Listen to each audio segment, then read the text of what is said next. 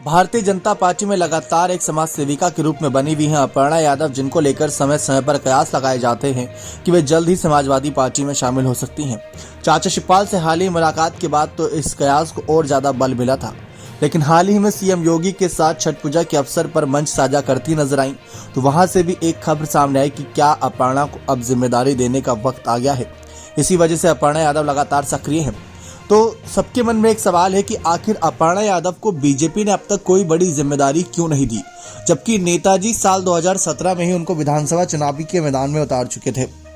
तो क्या अपर्णा काबिल नहीं है, या अपर्णा के साथ बीजेपी अन्याय कर रही है इस वजह से कि वे अखिलेश के परिवार से जुड़ी हुई हैं, यानी कि वे मुलायम परिवार से हैं। तो आखिर इसके पीछे की वजह क्या है? ऐसी कौन सी बड़ी शर्त है जिसके तहत बीजेपी उन्हें कोई बड़ी जिम्मेदारी देगी, किसी चुनावी मैदान में उतारेगी? देखा जाए तो मुलायम परिवार की बड़ी बहू डिंपल यादव मैनपुरी से सांसद हैं, तो छोटी बहू अपर्णा यादव लोकसभा में चुनाव में उतारी जाएंगी तो किसी को कोई आश्चर्य नहीं होगा। लेकिन बीजेपी का क्या मानना है?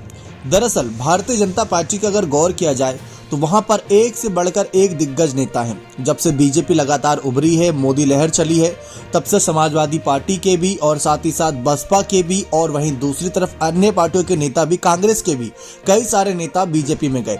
अब इतने सारे नेता अगर एक साथ गए तो सबको जिम्मेदारी दे पाना बहुत मुश्किल है। अगर आप गौर करें तो मैनपुरी चुनाव 2022 जो हुआ था उपचुनाव, वहां पर रघुराज सिंह शाक्य को उतारा था, जो कि चाचा शिवपाल के साथ परसपा में बड़े नेता के तौर पर थे। फिर उसके बाद बीजेपी में गए तो बीजेपी ने उन्हें आगे जिम्मेदारी दी। तो बीजेपी सही समय रहते सही पद देखकर जिम्मेदारी देती है।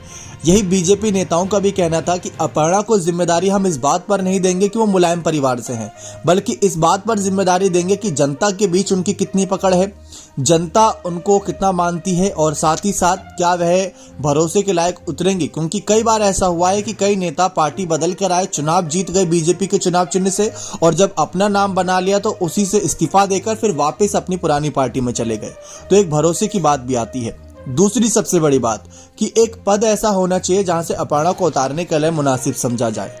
अभी हाल ही में मैनपुरी उपचुनाव ही सबसे अच्छी जगह मानी जा रही थी जहां से अपर्णा को उतारा जाता, क्योंकि बीजेपी वहां लगातार हारती आ रही है। अगर अपर्णा जिता देती तो बीजेपी के लिए बड़ी बात होती। तो ऐसा कोई बड़ा पद नहीं बना है या कोई पद नहीं मिला है जिससे अपर्णा को आय किया जाए।